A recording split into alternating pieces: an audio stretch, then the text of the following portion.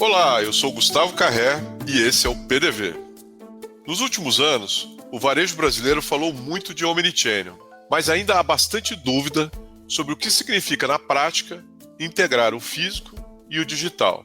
Seria só adicionar o e-commerce e investir nas redes sociais? Ou existe algo mais profundo por trás dessa estratégia? Para responder essas dúvidas, a gente recebeu Andréa Rios, fundadora e CEO da Orcas, professora convidada da FGV e especialista em omnichannel, vendas e experiência do cliente.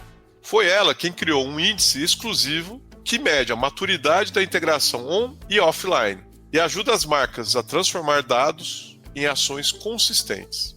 Na conversa comigo e com o Adriano Sambugaro, a Andréa conta por que essa integração é vital para conquistar e fidelizar clientes, lembra de erros que custaram caro para gigantes como Pão de Açúcar e Via Varejo, e revela os acertos de quem virou referência, como Magalu e Renner.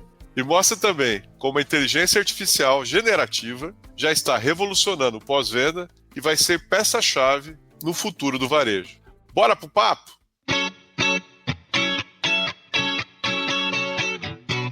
Pô, André, que bom que você está aqui participando do PDV, super legal. A gente vai tratar de um tema que a gente sempre cita, mas nunca foi a fundo nele, sobre omnichannel, omnicanalidade. Pô, eu já vou entrar aqui na nossa primeira perguntinha. O termo omnichannel, ele está cada vez mais presente nas conversas sobre o varejo, mas ainda gera certas dúvidas ainda, né? Por que integrar canais físicos e digitais é tão estratégico hoje, Andréa? E quais os riscos que uma empresa corre se ela não avançar nessa direção? Primeiro, obrigada pela oportunidade de estar aqui com vocês. E realmente você falou muito bem, né? Eu acho que assim, o omnichannel ele é um termo aí bastante presente, mas é um desafio para as empresas ainda materializar, né, uma estratégia omnicanal. O que acontece é que o consumidor hoje, né, ele não é mais um consumidor offline e online. Né, a gente tem hoje um cliente que ele é fluido, né, ele transita hoje por inúmeros canais, múltiplos canais, né, para uma mesma compra, e ele quer fazer essa transição com naturalidade, né, sem nenhum tipo de fricção, né, que a gente fala, nenhum tipo de ruído, né, durante esse processo. E, então ele compara os preços no app, ele vai comprar pelo WhatsApp, ele troca na loja, ele vai reclamar no Instagram, né, e ele espera ser reconhecido em todos esses pontos de contato que ele tem com a marca. Né? Então, não ter esses canais integrados na prática hoje, entregar uma experiência para o consumidor final fragmentada, né, descoordenada. Né?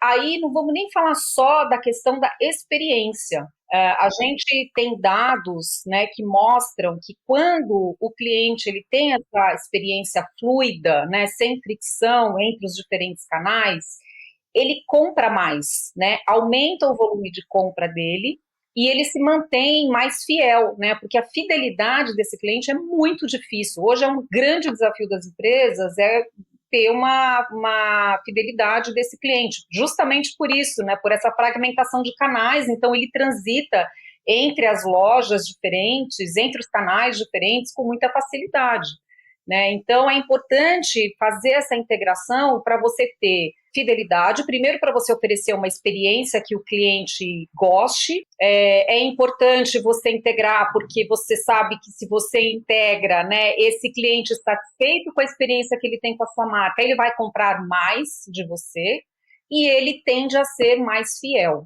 né?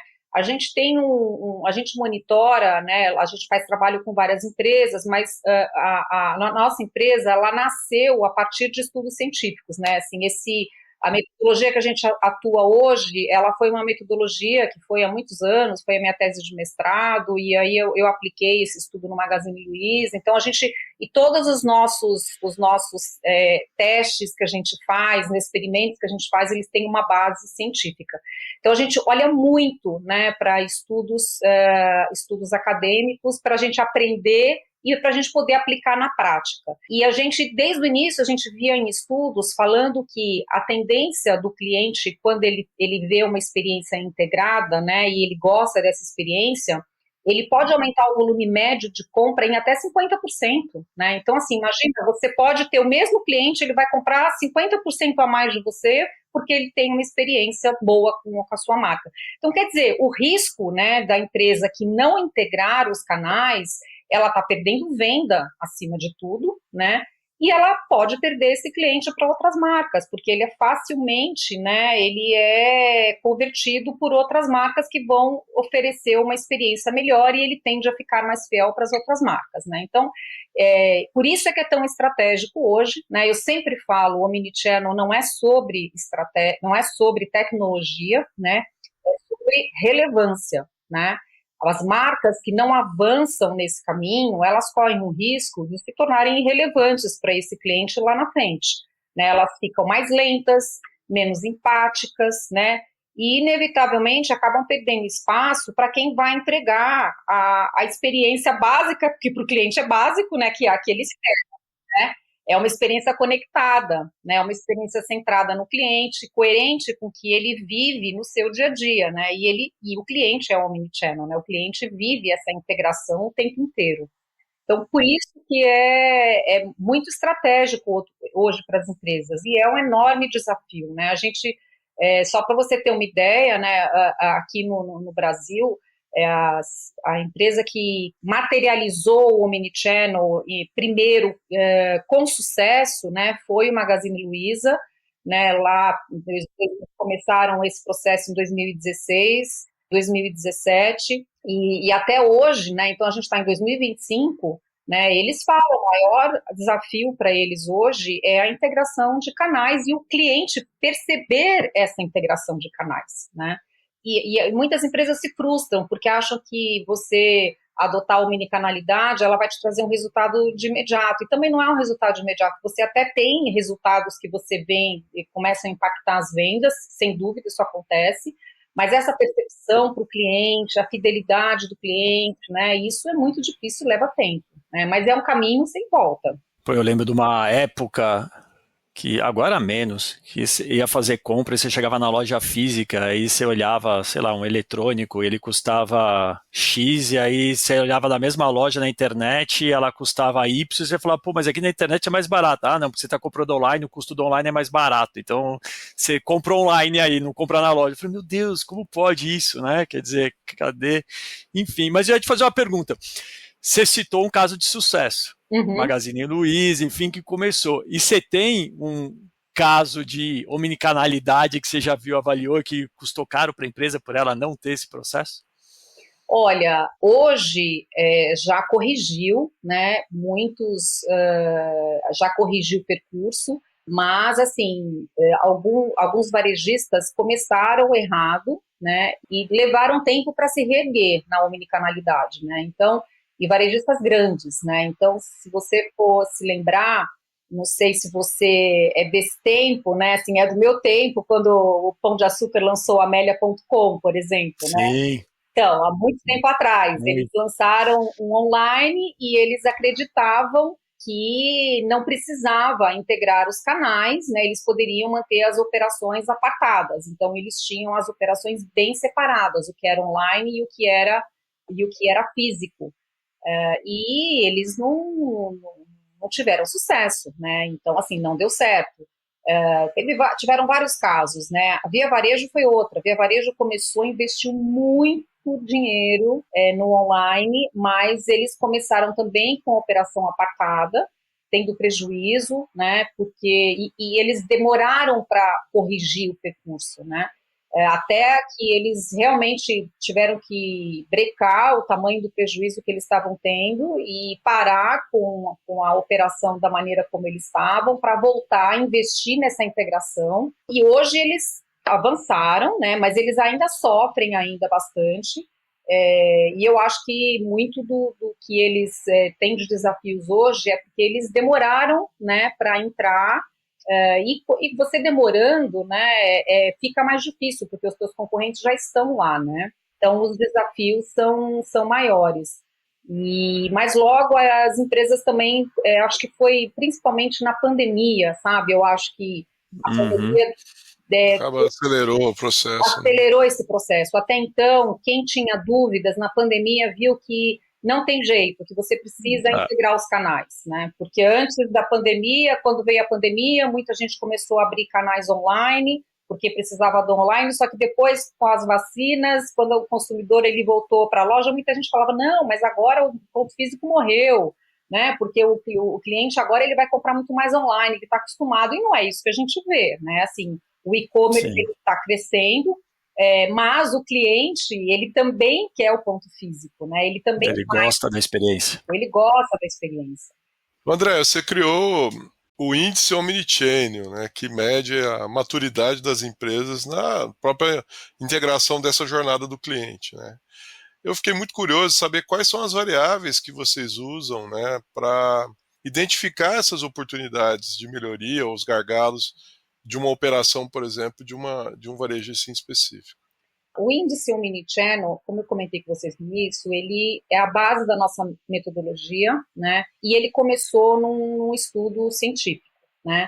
Ele foi baseado, na época, foi por um material que a IBM estava usando, isso foi em 2015, tá? Faz bastante tempo, que a IBM estava usando para fazer a avaliação Omnichannel de algumas empresas. Só que o que aconteceu foi que fora do Brasil, né, o que funciona fora do Brasil não necessariamente vai funcionar no Brasil. E aí eu peguei esse estudo da IBM e eu estava, naquele momento, foi quando eu estava fazendo meu mestrado, e eu fiz o mestrado profissional e eu precisava de uma empresa que fosse minha parceira para estudos empíricos, né?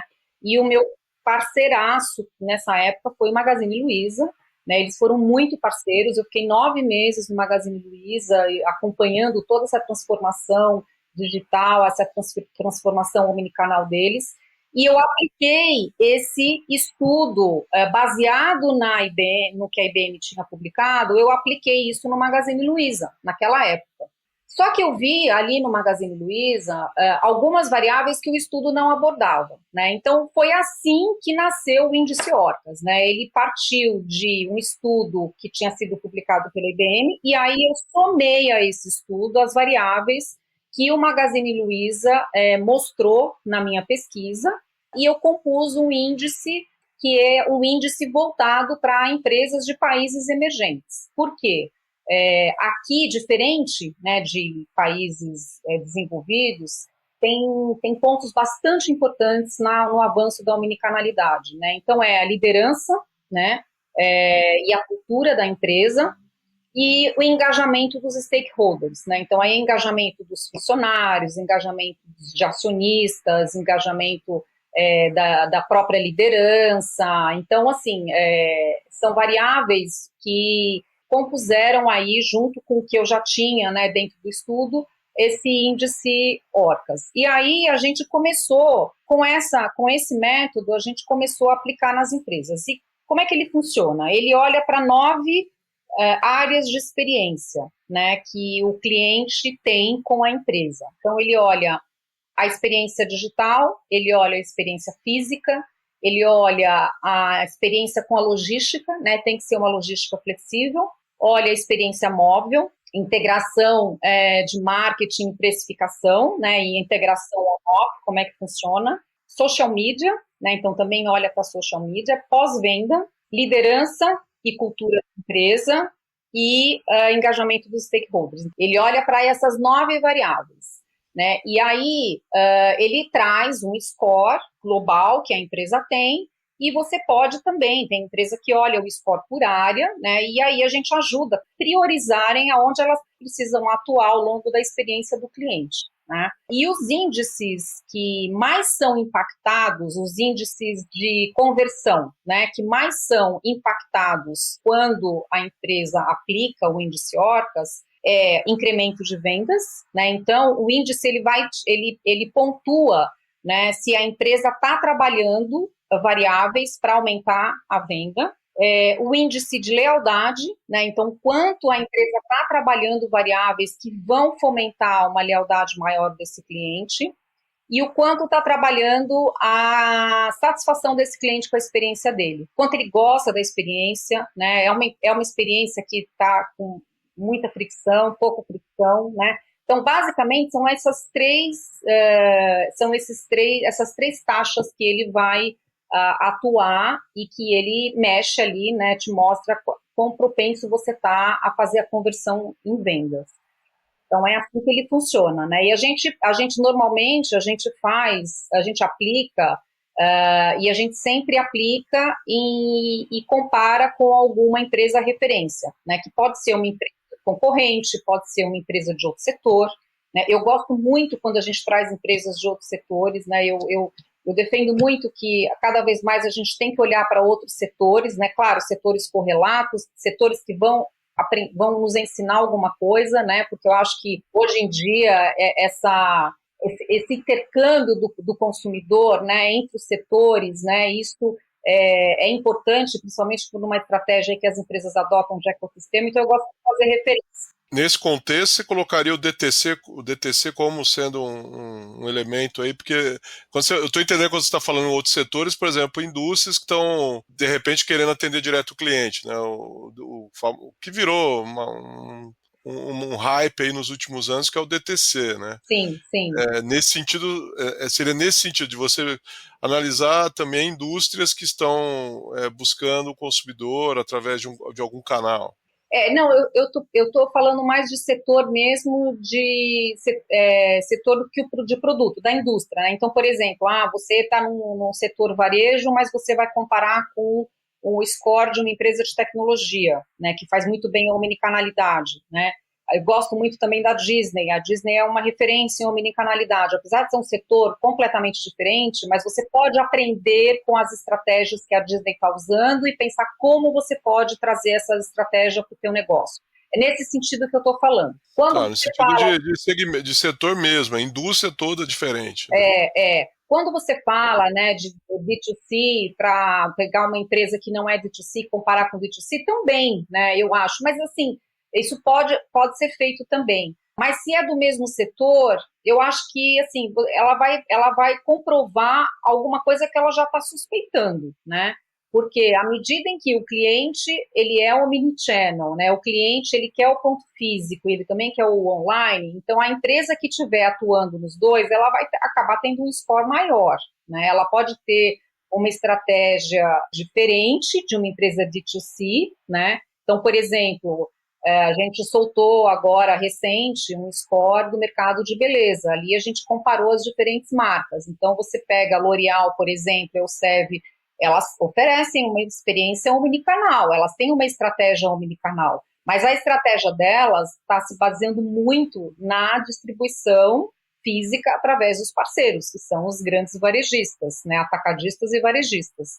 Aí você pega uma Braê, por exemplo, que é um player novo, né, e é um player que acho que eles têm 10 anos, estão faturando aí bilhões de dólares, e eles têm uma experiência física muito mais tímida, né, mas eles estão indo muito bem no online. Então, assim, vale você comparar as duas empresas? Estou te dando um exemplo. Claro que vale, né, aprender o que a Braê tem de forte no online, aonde ela está ganhando, né, e a Braê também olhar como é a distribuição que uma L'Oréal tem hoje, que uma Unilever faz hoje para as marcas de produtos pessoais, né. Mas, assim, a gente faz muito de acordo com o que o cliente, né, quem nos contrata prefere, né. Tem cliente que quer ver marcas da mesma indústria, tem clientes que prefere mesmo ver indústrias diferentes, players similares ou players totalmente diferentes. Então assim, às vezes é uma empresa daqui, né, mas ela quer ver como é que um player do setor dela, mas um player que atua na Europa.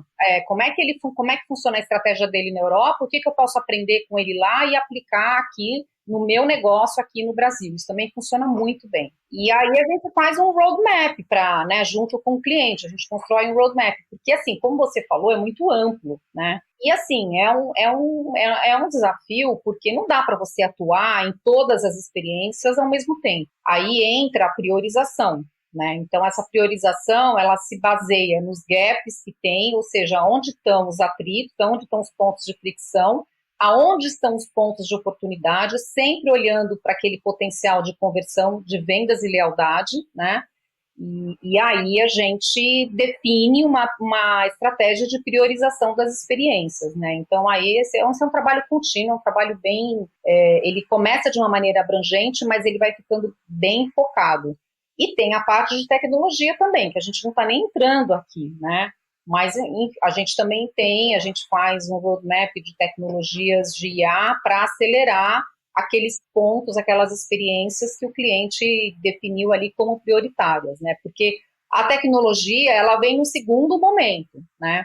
A omnicanalidade, ela começa pela estratégia, né? À medida que você vai avançando na estratégia, você vai trazendo a tecnologia para poder trazer resultados mais rápidos e facilitar mais essa integração entre os canais, né?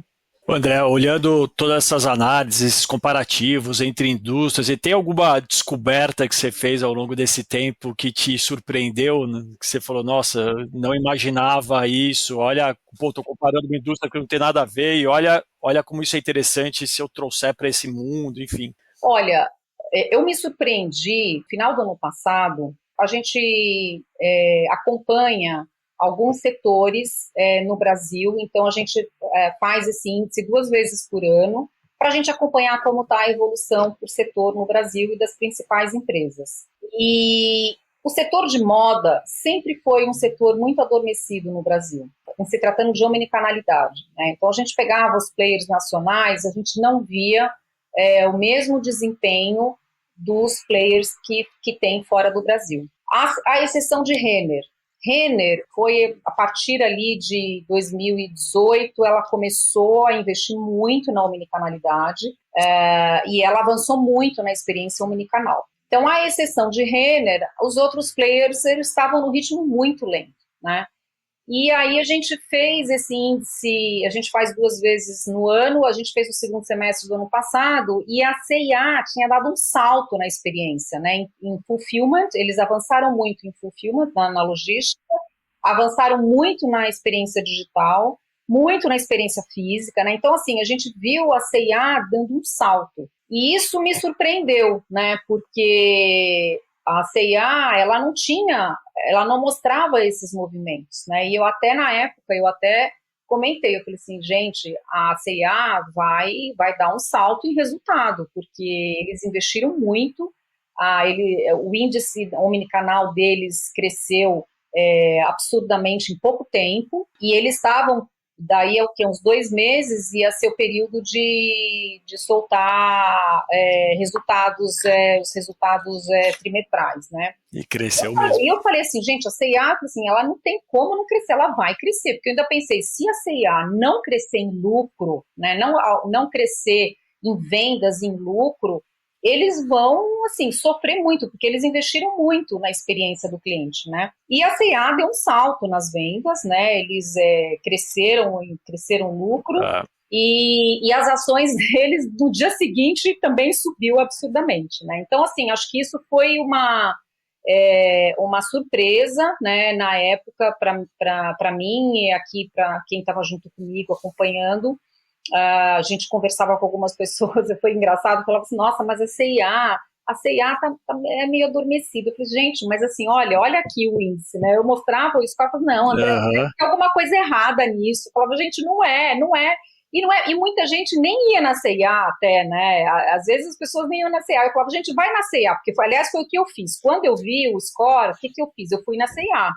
Né? Eu falei, deixa eu ir lá para ver se realmente está assim. E eu vi que o que estava no score estava refletido lá. Eu falei assim, olha, não, então o score está certinho.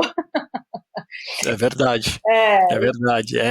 Eu tenho essa mesma sensação da C&A, que era adormecida, e ela realmente teve uma mudança impressionante, né? Impressionante. Os resultados melhoraram, ela melhorou, as lojas melhoraram, a experiência como todo melhorou, foi significativo. Legal. Os dados do mercado, eles mostram aumentos relevantes em retenção, conversão e ticket médio em operações omnichannel bem estruturadas. Na prática, quais ações que costumam gerar os maiores impactos positivos e sustentáveis para o negócio? Olha, os maiores impactos, eles vêm, né, dessa como eu estava colocando para vocês, a coerência, né, da experiência do cliente com a eficiência operacional da empresa, né? E é isso que dá esse impacto. Então, assim, falando algumas iniciativas que eu vejo que as empresas têm feito e têm dado resultado rápido, né? Primeiro é a unificação de dados, né?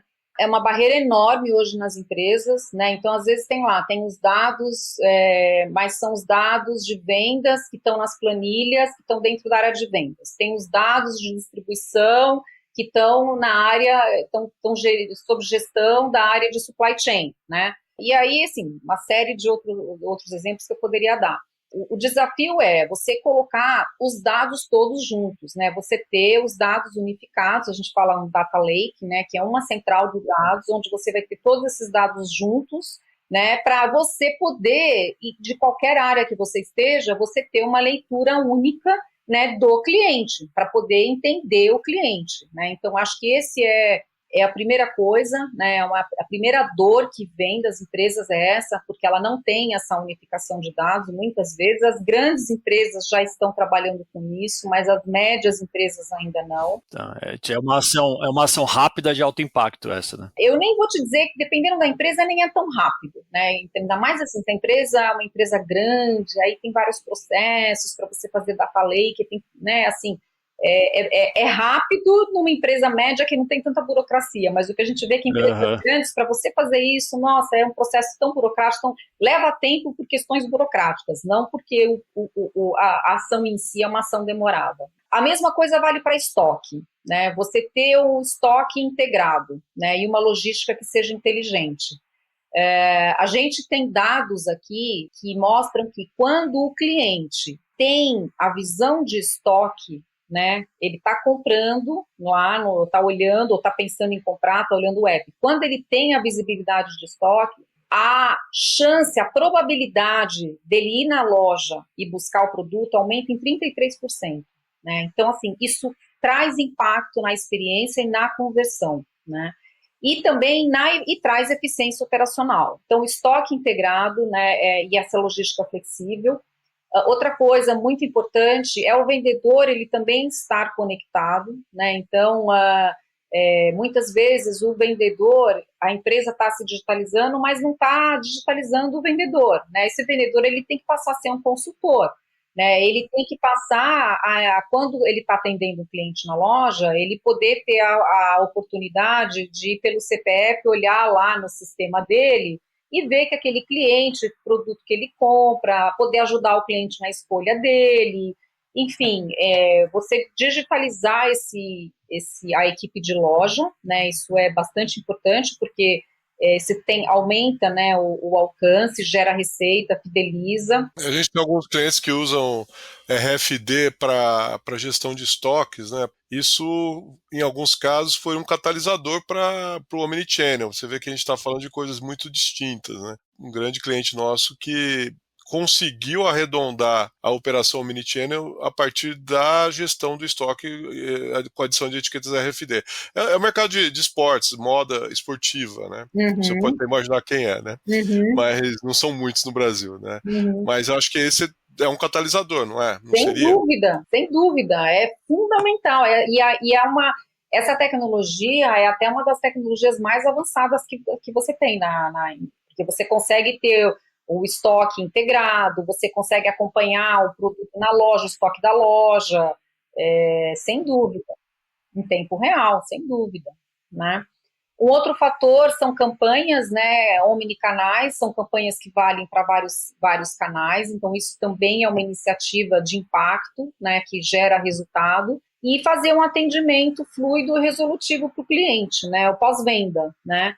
E eu vou te falar, para mim, pós-venda ainda vai ser a grande revolução agora que a gente já começou a ver, mas é uma oportunidade enorme que tem, porque ainda é uma dor muito grande para o cliente final. E agora com as novas tecnologias e inteligência artificial, então as empresas que souberem ter uma estratégia de pós-venda integrada, né, à operação, ela também vai dar um salto muito grande em fidelização, em recompra, eu não tenho dúvidas disso, porque ainda é uma dor muito grande. Então, assim, eu colocaria essas 5 iniciativas, né? Integração de estoques, captação de dados, campanhas omnichannel, equipe de loja conectada e um atendimento fluido, né? Um atendimento resolutivo, né? Pós-venda, que isso é uma dor. Olhando para frente, André, assim, que tendências ou tecnologias se acredita que são indispensáveis para quem quer se manter competitivo nos próximos anos? Olha, a gente, assim, está vivendo agora o maior buzz da inteligência artificial, né? Mas, de fato, né, eu acho que nessa estratégia, né, de vendas omnicanal, a tecnologia com inteligência artificial generativa, ela é um divisor de águas, né? Porque você, principalmente, né, em áreas como, por exemplo, eu comentei, pós-venda, são áreas que você consegue agilizar muito, melhorar muito a experiência para o cliente final com redução de custo. Então, assim, eu estou falando sob a ótica da estratégia omnicanal e numa tendência olhando assim, de 1 ano, 2 anos, né? Se a gente for falar de mais longo prazo, né? Aí tem tendência de, né, conectividade IoT, esses dispositivos, né, que cada vez a gente vai ter mais dispositivos interconectados, enfim, tem tendência, tem a tecnologia, biotecnologia também que está chegando e que vai impactar bastante, fora da inteligência artificial. Mas falando, né, nesse mundo da omnicanalidade agora, nos próximos 2 anos, 2, 3 anos, é o uso da inteligência artificial generativa. E, assim, uma coisa que eu falo muito para os meus clientes, né? Muita gente fica, não, então vamos usar, já vou usar, vou desenvolver um produto com chat GPT e vou colocar aqui no meu pós-venda, eu vou colocar aqui para o meu vendedor, né? Mas, assim, ele está preparado para trabalhar com dados, né? Então, assim, tem coisas antes que precisam ser olhadas, né? Então, não é você chegar lá e pegar a tecnologia e colocar, né? Você tem que treinar toda a equipe, você tem que estar preparado com dados, você tem que estar preparado para treinar até esse robô, né? O robô, a gente não pode deixar ele livre também, né? Você tem que treinar e mesmo ele sendo generativo, ele vai aprendendo, você tem que estar lá mediando ali, né, essa relação do robô com o teu cliente. Então, você tem que estar preparado para isso, né? Então, assim, a inteligência artificial, para mim, é a tecnologia mais disruptiva que tem. A gente tem casos, assim, fora do Brasil, tem aqui no Brasil também. A gente faz solução com inteligência artificial para pós-venda, né, um chat integrado com inteligência generativa, e a gente já teve casos que o número de ligações, né, atendidas pelos humanos, ela caiu 80%, né? Então, assim, 80% é resolvido tudo pelo bot. Só vai para atendimento humano aquelas ligações, aqueles problemas que são problemas críticos e que aí, né, você direciona para o atendimento humano, né? Então, mas você tem aí um impacto de redução de custo. De resolução, André, do problema, não entra aí abandono, que a pessoa abandona, Não, quer dizer, de resolução mesmo. Resolução do problema. Tem caso de uma empresa da área financeira, aí é fora do Brasil, uma empresa da Índia. Eles têm um número de ligações absurdo por dia, são mais de 60 mil ligações de clientes. E com a inteligência artificial generativa, eles tiveram uma redução de custo de 80% e melhoraram a satisfação, o índice de satisfação do cliente em 15%, né? E então, assim, você vê o impacto que isso traz, que isso pode trazer numa empresa que ela tem muito atendimento humano, né? Hoje consome muito tempo de atendimento para problemas, enfim. Agora, isso também é uma mudança cultural, né? Tem empresas que falam, não, mas aqui a gente não tem como mudar.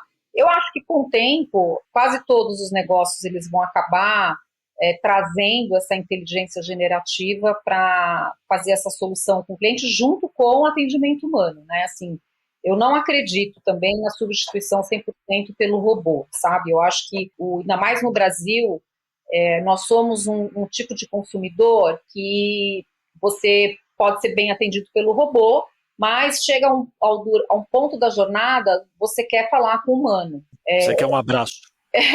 Você tem algum problema, você não está satisfeito, não, eu quero falar com alguém, não quero falar com o robô. Então, a empresa também tem que estar preparada para dar essa flexibilidade, né?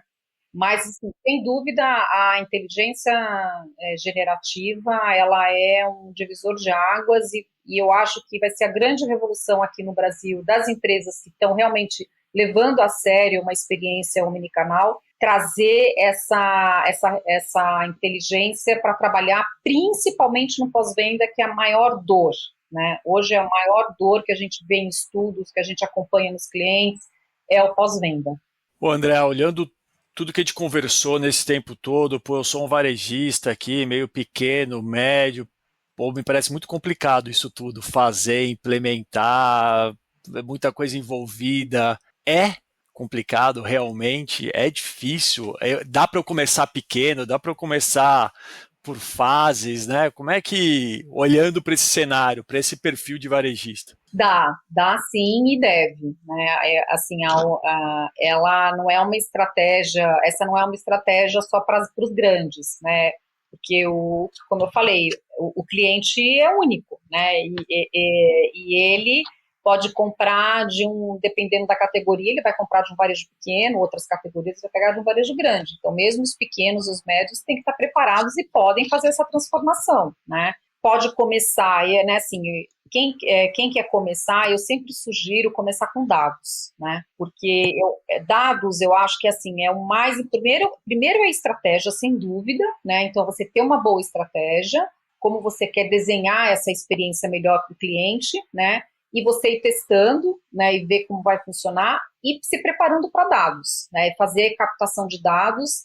Idealmente dados primários, né, porque com a LGPD você não pode também depender de dados de terceiros, mas eu acho que dados vai ser também o grande habilitador aí no futuro do crescimento das empresas. Tem muitas empresas que não estão levando dados a sério, né, e para você utilizar bem a inteligência artificial, você precisa estar com uma boa estratégia de dados. Então é captação de dados, e isso não precisa fazer, sabe, no início. Você pode começar numa planilha de Excel, é um varejo pequeno, o cliente foi lá, mas ele coloca o CPF do cliente, coloca o nome, o que o cliente comprou.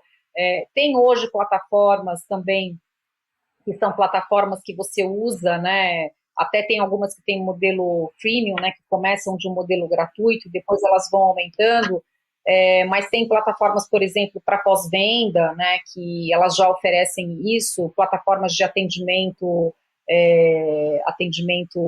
para fazer pedido, para venda também, e você pode ali utilizar daquela plataforma para você fazer captação de dados. Então você pega o nome do cliente, dados assim, não é dados só, é o nome, tem muita gente que fala assim, eu tenho 70 mil nomes aqui comigo.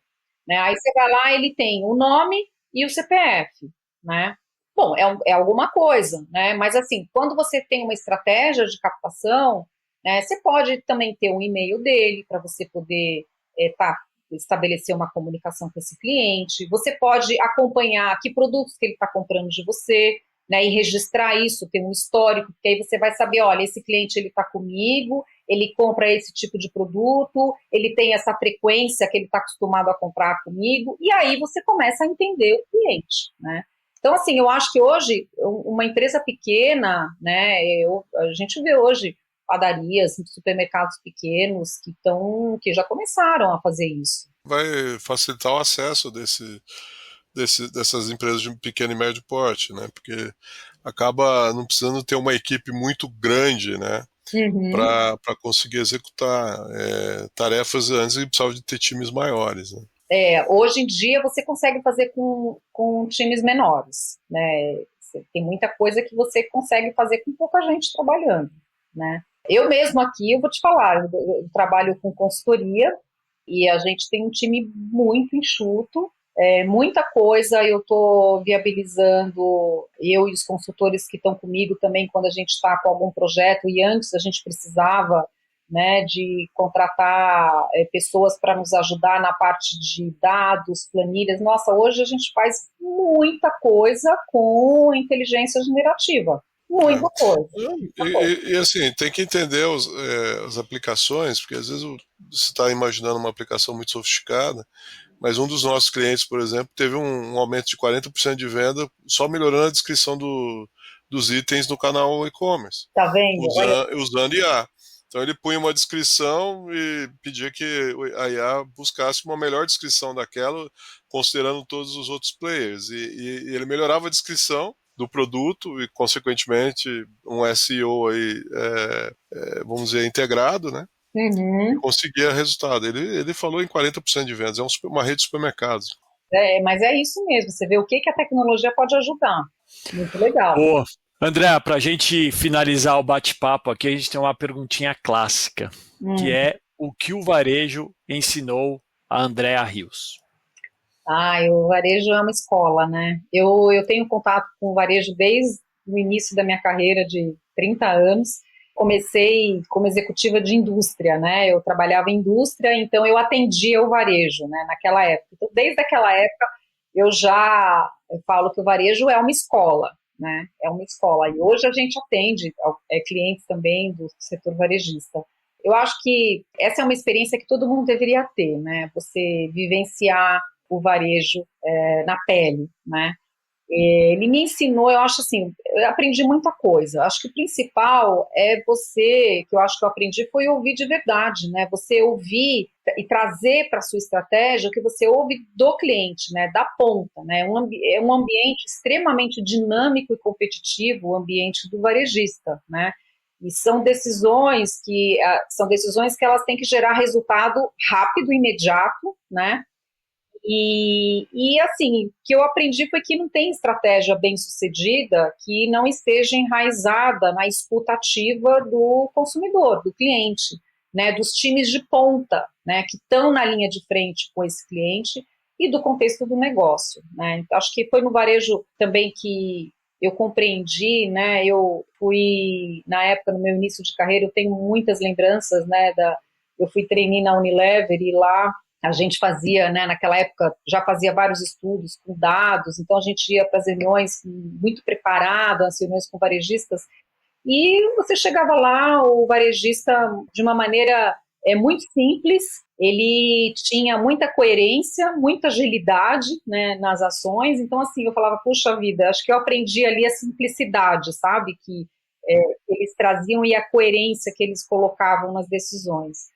E sempre ajudando a transformar dados em ação, visão em execução, né? Então, e sempre com muita empatia.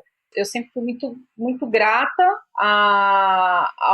e ainda sou aquilo que eu aprendo, né? Eu aprendo até hoje, né? Aprendo muito com os clientes varejistas e é muito legal a gente ver tudo que eles estão se transformando, né? Então, acho que se hoje eu atuo aí como estrategista, fazendo conselho, empreendendo, é porque o varejo me forjou aí com as competências essenciais, né? Que é para a gente poder empreender, foco em resultado, uma mentalidade de serviço, né? De você saber servir, né? E paixão por gente, né? Eu acho que isso é fundamental e é uma coisa que você vê muito clara no varejo. Né, essa paixão por gente, você tem que gostar de servir. Muito bom, André. Pô, super, super legal, super obrigado aí. Obrigada a vocês aí pela oportunidade, viu? E parabéns aí para vocês. O PDV é o podcast para te deixar por dentro do varejo e na trilha da tecnologia. O patrocínio é da InWave, a produção é da Fernanda Vasconcelos e o apoio técnico da SoulPods. Segue a gente para não perder nada. É isso. Até o próximo. Tchau.